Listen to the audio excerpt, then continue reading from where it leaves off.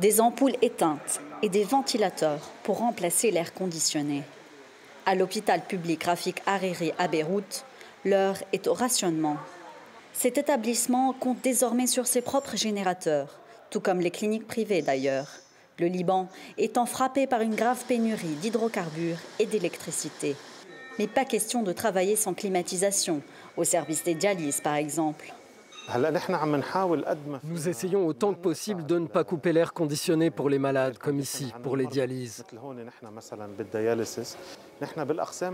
Mais dans les bureaux, bien sûr, on ne met pas d'air conditionné, ainsi que dans certaines parties de l'hôpital.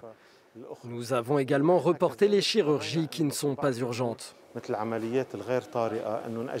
Le personnel fait attention à ne pas épuiser les réserves de fioul pour pouvoir continuer à recevoir des patients. Le service de radiologie a donc dû s'adapter. Avant, on avait 40 à 50 patients par jour. Maintenant, une vingtaine. Et on espace plus entre chaque examen pour justement que la machine ne se détériore pas vu le niveau d'humidité qui augmente à cause de l'air conditionné qui ne fonctionne plus. L'établissement continue de fonctionner tant bien que mal. Mais le directeur craint que la crise n'ébranle le secteur hospitalier.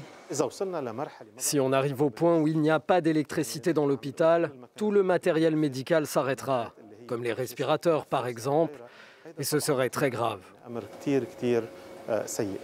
S'il n'arrive pas à se procurer du mazout bientôt, l'hôpital risque le blackout total.